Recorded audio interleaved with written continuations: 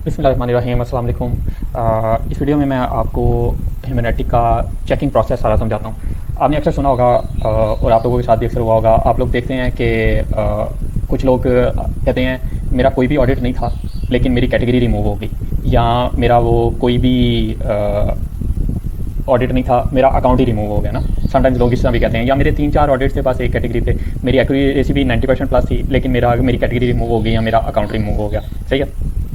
तो इस तरह से ना लोग कहते नज़र आएंगे आपको। तो देखें भाई, होता इस तरह से है कि ह्यूमैनिटी का जो कॉल चेकिंग प्रोसेस है ना, वो इस तरह से है कि आपकी 30 से 40% जो कॉल्स हैं ना, हम 30% ही लगाते हैं, तो मेरे ख्याल से 30% की हैं। 30% जो कॉल्स हैं ना, वो डबल चेक होती हैं।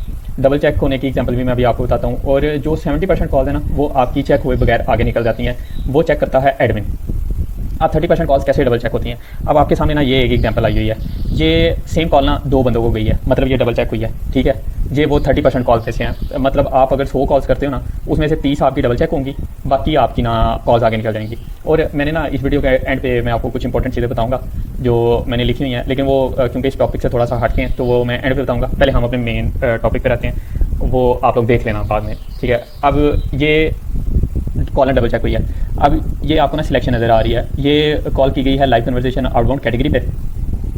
ये आपको सिलेक्शन शो हो रही है, लाइव कन्वर्सेशन आउटबाउंड, ठीक हो गया। अब ये सेम कॉल थी, 2 लोगों को गई। ये वाले बंदे ने कनेक्टेड टू इंटेंडेड पार्टी किया हुआ है, ये वाले बंदे ने नॉट द राइट पर्सन और नो मैसेज किया हुआ है। अब जिन लोगों को ये कैटेगरी पे जो काम करते हैं उनको ये समझ आ गई होगी कि ये कौन से ऑप्शन हैं। जो लोग नहीं करते वो दूसरी कैटेगरीज पर करते हैं, तो उनको भी उनका पता चल जाएगा जब वो अपने ऑडिट वगैरह देखेंगे, क्योंकि डबल कॉल जो ऑडिट आपका आता है ना, ऑडिट वाले पेज पे, वो कॉल्स आपकी डबल चेक की हुई होती हैं, ठीक है। एक बंदे की, अब इसने कनेक्टेड टू इंटेंडेड पार्टी किया था, इसने नॉट द राइट पर्सन किया हुआ है, इसकी सिलेक्शन गलत है, इसको ऑडिट आ गया, सही है। इसने डिस्प्यूट किया होगा, अगर वो मान गए तो ठीक है, अगर नहीं किया तो उसकी कॉल गलत होगी। अब ये रेड बॉक्स आया हुआ है, ठीक है, और ये इसका एक ऑडिट है, सही हो गया। ये आपके आ जाते हैं ऑडिट में, और ये वो 30% कॉल्स हैं जो डबल चेक होती हैं। अब जो बाकी 70% कॉल्स हैं ना, वो अभी आपकी चेक नहीं हुई, वो एडमिन चेक करता है। अब होता क्या है, अब ये ना कुछ कॉल्स हैं जिनकी मैं आपको एग्जांपल बताने लगा हूँ। ये आप अगर देखें तो ये मैं आपको नीचे करके दिखाता हूँ। ये किसी बंदे को भी नहीं गई ना, ये डबल चेक कोई नहीं हुई, ये सिर्फ किसी ने की हुई है, एक ही बंदे ने। ये मेरे दोस्त का भाई है, उसका अकाउंट है, उसने 50 कॉल्स की और मैंने उसकी कॉल्स चेक की कल।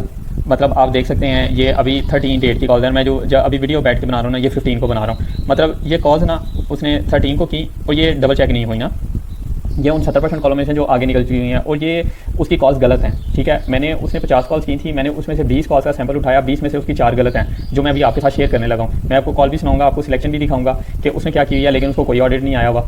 यही चीज़ होती है बेसिक। जब एडमिन आपका अकाउंट चेक करता है ना, तो आपने 100 कॉलें की और 30 आपकी डबल चेक होगी। अब जो 30 आपकी डबल चेक हुई है ना, वो आपकी ठीक थी।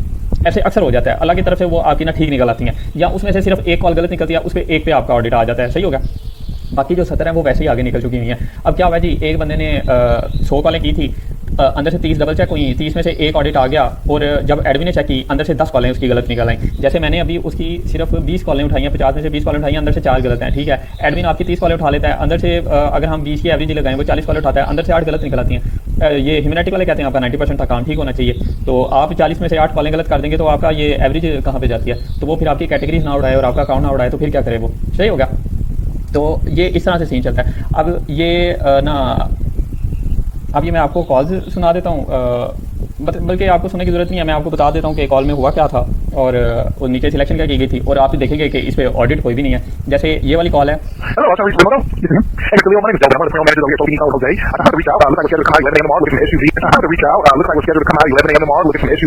देखें अब इसमें ना एजेंट कस्टमर को कह रहा है कि looks like we have you scheduled for tomorrow to come to look at SUV. अब जिनको रीजन फॉर आउटबाउंड पे काम आता है उनको इस चीज़ का पता चल गया होगा कि ये एग्जिस्टिंग अपॉइंटमेंट की कॉल थी, ये रीजन फॉर आउटबाउंड में 3rd ऑप्शन में जानी चाहिए थी। लेकिन आप ये सिलेक्शन देखें, इसने येस में किया हुआ है, ठीक है, और कोई पेनल्टी नहीं है, कोई ऑडिट नहीं है, कोई रेड बॉक्स नहीं है, उसको इस पर पैसे मिले हुए हैं, कॉल ठीक कंसिडर की गई है। अब आप फर्स्ट करें कि मैं एडमिन हूँ और मैं इसकी कॉल चेक कर रहा हूँ, मैंने इसकी 20 कॉल्स का सैंपल उठाया और अंदर से 4 मुझे वैसे ही गलत मिल गई हैं, तो अब मेरा हक बनता है ना कि मैं इसकी कैटेगरी उड़ा दूँ, या मैं और इसी कॉलेज चेक करूँ और यही एवरेज निकले कि 20 में से 4 गलत हैं, 40 में से 8 गलत हैं, 60 में से 12 गलत हैं, तो वो 100-200 कॉल्स की हों तो वो तो कहाँ पे बात चले जाएगी, तो फिर अकाउंट तो मेरा उड़ाना हक बनता है ना। तो ये सीन है। जैसे ये एक कॉल आपने देख ली कि यहाँ पे फर्स्ट ऑप्शन सिलेक्ट किया गया है, कॉल 3rd ऑप्शन की थी, जिनको रीजन फॉर आउटबाउंड पे काम आता है उनको समझ आ गई होगी कि ये 3rd ऑप्शन में जानी चाहिए थी। कॉल डिटेल्स भी गलत, जहाँ पे जो सिलेक्शन की गई है वो भी गलत, लेकिन कोई पेनल्टी नहीं है। ये जब एडमिन चेक करेगा उसको पता चलेगा, और एडमिन आपका अकाउंट कभी भी चेक कर सकता है। ये ज़्यादातर यही सुना है कि पे आउट के टाइम पे आपका अकाउंट चेक होता है, और ज़्यादातर लोग शिकायत ये करते हैं कि मैंने पे आउट लगाया था तो पे आउट के टाइम मेरा अकाउंट उन्होंने बैन कर दिया और वो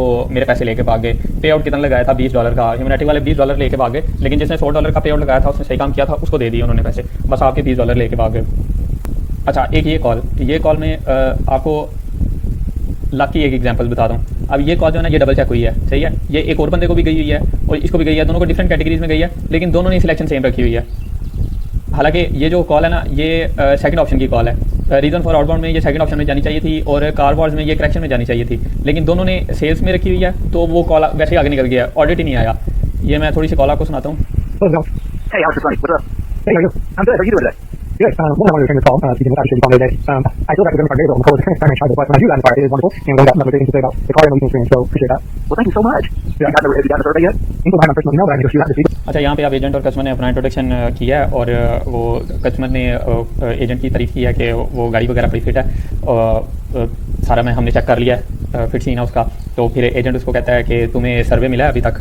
तो एजेंट का जो कॉल करने का रीज़न था ना, वो कस्टमर से गाड़ी बेचने के बाद सर्वे फिल करवाना था, सही हो गया। तो अब आपको पता है रीज़न फॉर आउटबाउंड में ये सेकंड में जानी चाहिए, लेकिन इसने फर्स्ट ऑप्शन में की हुई है, और ये बंदे ने इसको कार वॉर्स में थर्ड ऑप्शन में रखा हुआ है। हालांकि ये कार वॉर्स में करेक्शन में जानी चाहिए थी, लेकिन दोनों ने क्योंकि इसको सेल्स में रख दिया, तो ये भी कॉल आगे निकल गई। अब आपको इस पर ऑडिट तो कोई नहीं आया, लेकिन जब इसको एडमिन चेक करेगा तो एडमिन को तो पता चल गया कि ये गलत है, मुझे पता चल गया, तो एडमिन को पता नहीं चलना कि ये गलत है। अब ये आ गई जी third call. Nope. Roddy, where you at, man? Roddy, where's the appointment? Hold on, who's this? Where's the appointment? Where's the appointment? अच्छा जी, ये देखें आप, इसमें एजेंट कस्टमर को कॉल कर रहा है, तो उसको पूछ रहा है कि तुम कहाँ हो, वेयर आर यू मैन? तो वो कहता है, कस्टमर जो आगे से वो कहता है हु इज़ दिस? तो वो एजेंट कहता है we have an appointment man. मतलब वो उसे उसकी अपॉइंटमेंट कंफर्म करने के लिए कॉल कर रहा है कि भाई हमारी अपॉइंटमेंट है, तुम किधर हो, ठीक है। तो ये जानी चाहिए थी रीज़न फॉर आउटबाउंड में थर्ड ऑप्शन में, लेकिन ये भाई इसने फर्स्ट ऑप्शन में की हुई है, ठीक है। और वो कोई पेनल्टी नहीं है, आप देख सकते हैं, कोई पेनल्टी नहीं है, कोई डबल चेक कोई नहीं हुई। तो ये जब एडमिन चेक करेगा उसको पता चल जाएगा कॉल गलत है। अब आ जाते हैं, आप ये फोर्थ एग्जाम्पल आप देखें। Hello?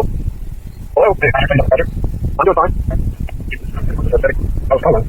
The Volvo has, I don't know, the piece of some reason that's been reconsidered, and when we reconsidered the wires, but the piece that was in the sunroof that they said they had the party on Thursday.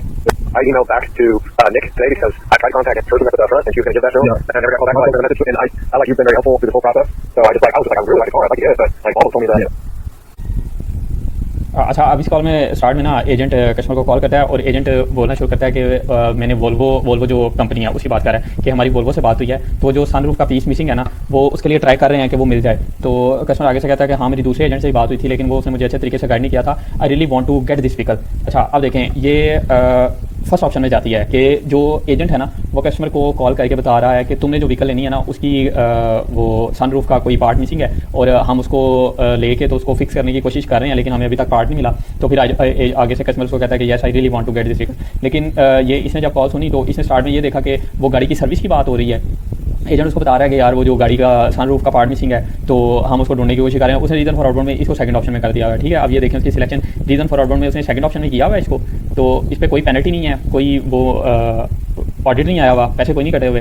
तो अब उसको लग रहा है कि मेरा account ठीक है। अब आप फर्ज करें कि ये जिस तरह से ये अकाउंट है, इस बंदे के रोज़ का काम इसी तरह से चल रहा है कि भाई ये बंदा रोज़ 50 कॉलें कर रहा है, 50 में से इसकी हम 20 की एवरेज, जैसे मैंने 20 चेक की तो 20 में से 4 गलत निकल आई, 40 में से 8 गलत निकल आई, 50 में से 10 गलत निकल आई। अब इस बंदे की रोज़ की 50 में से ना 10 कॉलें गलत हो रही हैं, 10 कॉलें गलत हो रही हैं। फर्स्ट करें इसको एक आधा ऑडिट भी आ जाता है, डबल चेक होती है, यहाँ इसका लक चल जाता है। वो जैसे मैंने आपको पिछली कॉल दिखाई है जिसमें वो दूसरे बंदे ने भी गलत सिलेक्शन की हुई थी और कॉल आगे निकल गई हुई थी, सही है, उसका लक चल जाता है, कोई ऑर्डर नहीं होता। और जब ये पे आउट लगाता है, जब ये बंदा पे आउट लगाता है, तो एडमिन देखता है कि यार अच्छा, एडमिन को अब जो एडमिन होता है ना, उसको पता होता है कि कौन सी कॉलें डबल चेक हुई हैं, कौन सी कॉलें डबल चेक नहीं हुई, सही हो गया। तो एडमिन कॉल उठाता ही वो है जो डबल चेक नहीं हुई होती, ठीक है। वो उन्हीं कॉल्स को उठा के तो चेक करते हैं।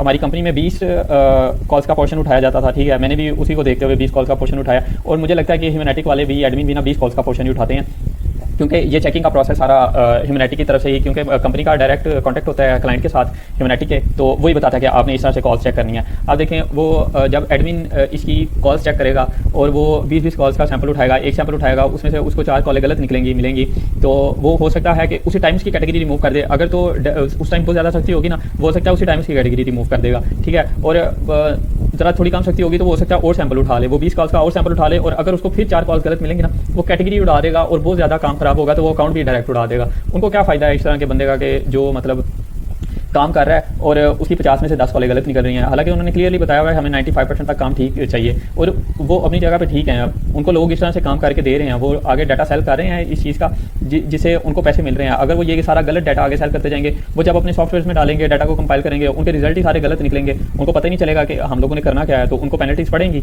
ये ह्यूमैनिटी वालों को भी, उन डीलरशिप से कि भाई हमारे एजेंट ने कॉल की हुई थी सेल्स के लिए, तुम लोगों ने हमें डाटा दे दिया कि ये प्रीवियस परचेज के बारे में बात थी।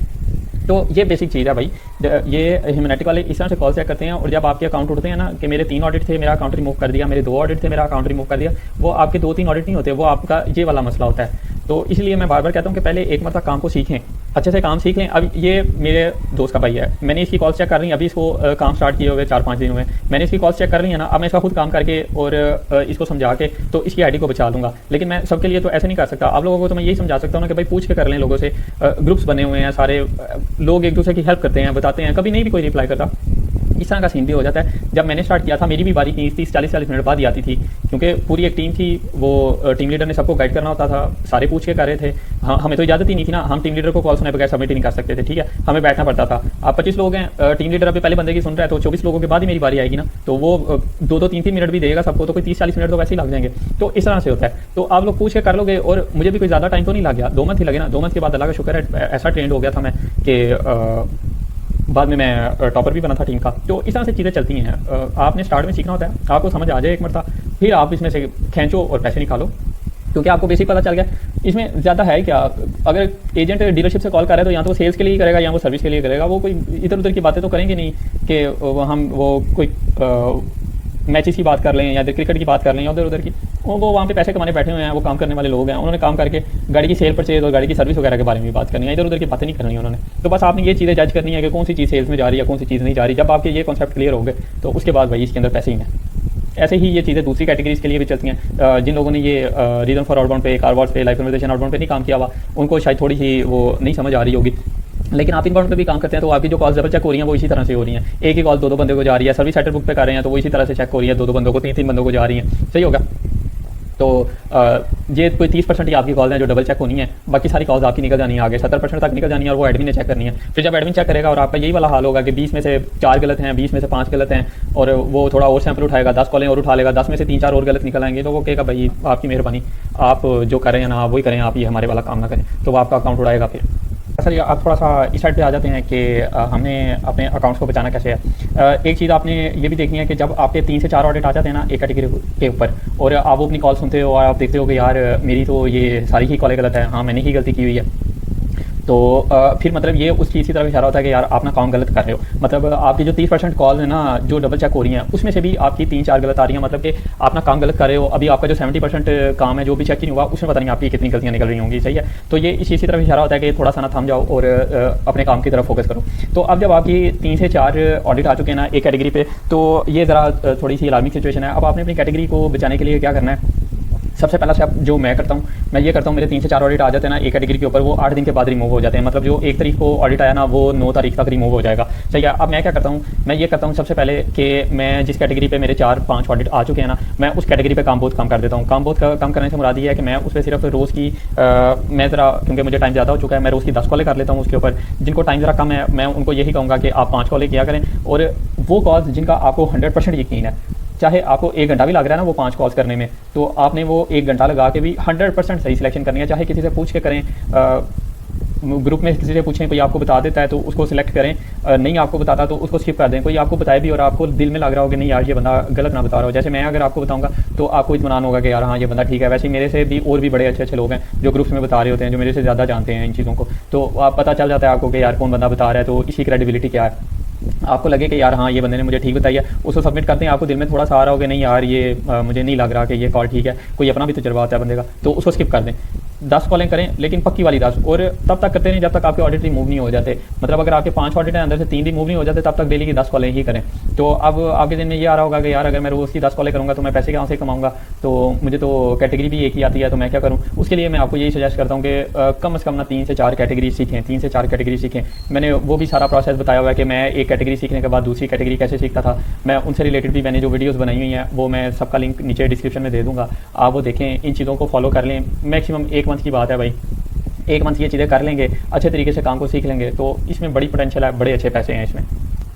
और जब आप रोज़ काम कर रहे हैं और आपके ऑडिट नहीं आ रहे, तो इसका मतलब ये भी है कि आप माशाल्लाह ठीक जा रहे हैं। अब इस चीज़ को ये भी नहीं समझ लेना कि यार मेरा सिर्फ लक चल रहा है और मेरा कोई ऑडिट नहीं आ रहा, तो मैं सिर्फ अपना लक की वजह से ही बच रहा हूँ, मेरी 70% जो कॉल्स हैं उनमें गलती हो गई, इस चीज़ को नहीं सर पे सवार कर लेना। ऐसे भी नहीं होता। 30% में से अगर आप गलत काम कर रहे हैं ना तो आपको ऑडिट आएंगे ही आएंगे, क्योंकि उनका चेकिंग प्रोसेस बहुत अच्छा है। और ये जब नई नई आईडीज आती हैं तो उसके बाद ही कुछ लोग इस तरह के अंदर ऐड हो जाते हैं कि जो काम खींच देते हैं, वरना उनके पास बड़े ट्रेंड लोग हैं, बड़े अच्छे अच्छे लोग हैं, वो सही सिलेक्शन भी करते हैं। तो आप अगर गलत सिलेक्शन करेंगे तो आपको उस पर ऑडिट आ जाएगा। तो इस चीज़ को बिल्कुल सर पे सवार नहीं कर लेना कि अगर मेरा कोई ऑडिट भी नहीं आ रहा तो मेरा काम गलत ही होगा। ऐसे कॉन्फिडेंस लूज होता है और बंदा फोकस नहीं कर पाता। अपने ऊपर फोकस करना है, आप मेहनत कर रहे हो, आपको उसकी अजर ज़रूर देगा। सही है। तो बस ये कुछ चीज़ें थी जो मैंने आपके साथ शेयर करनी थी, ताकि आपको आइडिया हो जाए कि चेकिंग किस तरह से होती है और हमने किस तरह से अपने आप को बचाना है। कहाँ पे हमें पता चल जाता है कि यार ये भी अलार्मिंग सिचुएशन आ गया हमारे लिए, तो हम ज़रा थोड़े से सीधे होकर टाइट होकर ना काम कर लें। कभी कभी मेरे साथ भी हो जाता है, काम करने को नहीं दिल कर रहा होता, वो बस ऐसे ही आवाज़ारी से बैठे होते हैं, काम कर रहे होते हैं,